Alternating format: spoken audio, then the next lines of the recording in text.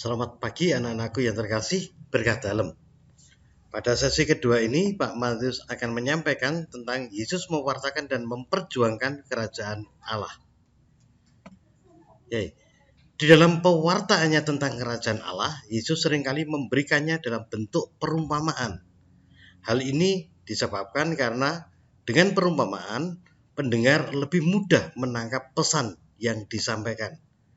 Dan yang kedua, dengan perumpamaan ini bisa menantang pendengar untuk mencari dan menemukan pesan yang berkaitan dengan kerajaan Allah. Inti dari tujuan perumpamaan-perumpamaan Yesus yang disampaikan dalam mewartakan kerajaan Allah. Intinya apa saja? Yang pertama, menyampaikan kerajaan Allah sudah dekat. Dan ini ada nampak dalam perikop tentang perumpamaan orang yang menghadapi hakim. Ini Lukas bab 12 ayat 57 sampai 58. Kemudian tentang perikop bendahara yang tidak jujur. Ini Lukas bab 16 ayat 1 sampai 8. Lebih lengkap kalian bisa membaca di dalam bacaan perikop ini. Yang ketiga, pohon ara yang tidak berbuah. Lukas bab 13 ayat 6 sampai dengan ayat 9. Yang keempat, Matius bab 24 ayat 50 tentang penghakiman Allah yang tiba-tiba. Pokok yang kedua, kerajaan Allah berarti bahwa Allah mulai memerintah sebagai Bapa yang baik hati dan suka mengampuni. Dalam perikop domba yang hilang, ini ditunjukkan Allah yang suka mengampuni.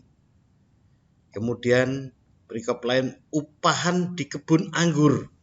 Bisa dilihat dalam Matius bab 20 ayat 1 sampai 5. Perumpamaan tentang anak yang hilang. Ini kalian bisa melihatnya dalam Injil yang lengkap. Kerajaan Allah menuntut sikap pasrah atau iman dari manusia kepada Allah. Ini inti tujuan Yesus yang ketiga. Ini menyampaikan perumpamaan tentang orang Farisi dan para pemungut cukai yang berdoa di bait Allah. Jadi ada dua orang, satu orang Farisi, satu orang pemungut cukai. Ini pada Lukas bab 18 ayat 9 sampai 14. Akhirnya Yesus menyapa bahagia orang yang pemungut cukai.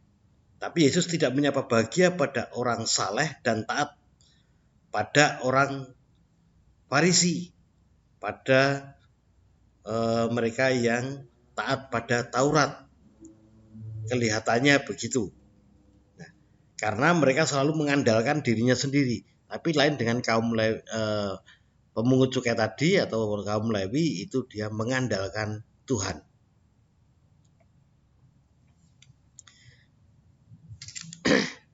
Ya, kita lanjutkan.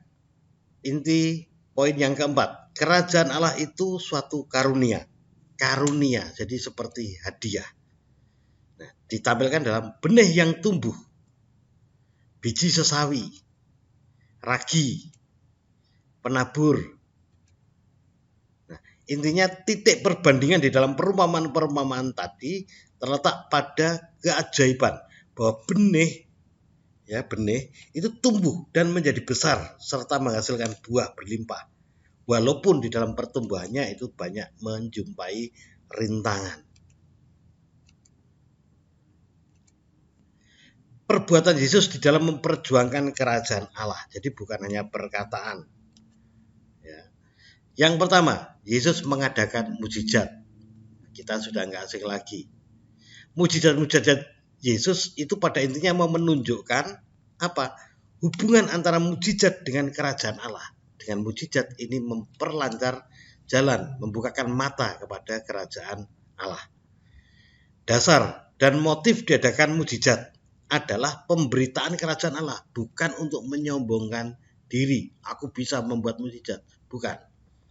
Mujizat Yesus punya arti mesianis, yaitu Yesus adalah Mesias yang dinanti-nantikan. Melalui penyembuhan orang sakit dan pengusiran roh-roh jahat.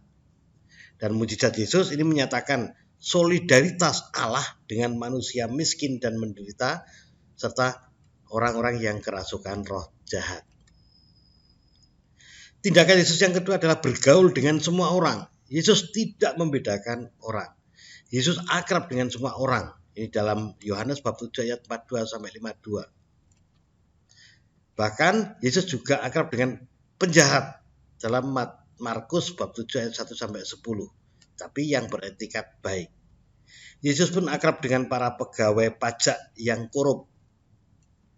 Dan wanita tunasusila dalam Lukas bab 7 ayat 36 sampai 50 serta para penderita penyakit yang berbahaya, Yesus akrab dengan mereka. Bergaul dengan semua orang. Yesus membebaskan orang dari beban legalisme. Jadi aturan hukum yang kaku, legal. Maksud terdalam dari setiap hukum sebenarnya adalah membebaskan atau menghindarkan manusia dari segala sesuatu yang dapat menghalanginya berbuat baik. Ini juga hukum Taurat. Yesus menolak hukum Taurat yang sudah dimanipulasi dan disalah tafsirkan. Kalau Taurat yang asli enggak, tapi setelah dimanipulasi dan disalah tafsirkan oleh para ahli Taurat dan juga para kaum Farisi, Yesus menolaknya. Kenapa? Yesus memandang hukum Taurat di dalam terang hukum kasih. Yang keempat, Yesus memanggil pengikut-pengikutnya. Orang-orang yang dipanggil Yesus ini dituntut. Yang pertama, segera meninggalkan segala-galanya. Yang kedua, belajar dan hidup dekat dengan Yesus. Siap diutus. Dan yang keempat, siap menderita. Nilai-nilai duniawi dan nilai-nilai kerajaan Allah. Kita bandingkan di sana. Yang pertama, uang, harta, dan kerajaan Allah. Ini bagaimana kedudukannya? Uang atau harta kekayaan mempunyai nilai tinggi. Akan tetapi manusia harus menguasainya. Tidak sebaliknya. Manusia dikuasai oleh harta. Seringkali nafsu mengejar keuangan ini lebih tinggi. Ya. Markus bab 10 ayat 17 sampai 27. Orang kaya sukar masuk kerajaan Allah. Ini maksudnya Pak, Yesus mendorong agar orang tidak terbelenggu uang dan kekayaan. Mendorong orang yang kaya untuk solidaritas dengan orang miskin dan menderita. Yang dituntut Yesus bukan hanya sekedar dermanya, ya, tetapi usaha nyata dari orang yang kaya, terutama untuk membebaskan orang dari kemiskinan dan penderitaan. Jadi seperti pekerja sosial, memberikan kailnya atau pancingnya, bukan ikannya. Yang kedua, kita melihat kekuasaan dan kerajaan Allah. Kekuasaan itu sangat bernilai.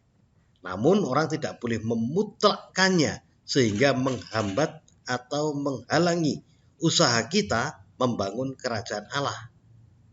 Para ahli kitab atau ahli Taurat dan orang Farisi telah menjadikan hukum sebagai beban, padahal seharusnya merupakan pelayanan. Yesus menolak setiap hukum dan penafsiran yang digunakan untuk menindas orang. Menurut Yesus, hukum itu harus berciri pelayanan, belas kasih dan cinta untuk membebaskan orang, untuk meringankan beban orang, bukan untuk menekan orang. Kehormatan, gengsi, dan kerajaan Allah. Kedudukan dan gengsi atau harga diri sering didasarkan pada keturunan, kekayaan, kekuasaan, pendidikan, dan keutamaan lain. Ini dalam Matius bab 18 ayat 1 sampai 5 disampaikan. Siapa yang terbesar dalam kerajaan Allah atau kerajaan surga? Dan di sana ditampilkan anak, itu yang kecil ya, anak kecil, adalah perumpamaan mengenai kerendahan sebagai lawan dari kebesaran. Lawan dari status, gengsi, dan harga diri. Nah, yang terbesar dalam kerajaan Allah adalah orang yang memiliki kerendahan, terutama kerendahan hati. Yang keempat, solidaritas dan kerajaan Allah. Kerajaan dunia sering dilandaskan pada solidaritas kelompok yang eksklusif. Suku, agama, ras, keluarga. Kalau satu suku, kalau satu agama, kalau satu ras, itu hitungannya ada perhatian yang lebih. Ya. Dilandaskan juga solidaritas dunia ini demi kepentingan sendiri. Nah, lain dengan solidaritas kerajaan Allah dilandasi ya oleh solidaritas yang mencakup semua umat manusia tanpa perbedaan tadi, tanpa pengelompokan tadi.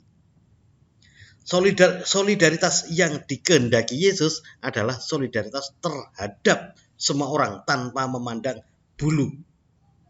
Bukan hanya orang lain, musuh pun juga harus mendapat perhatian.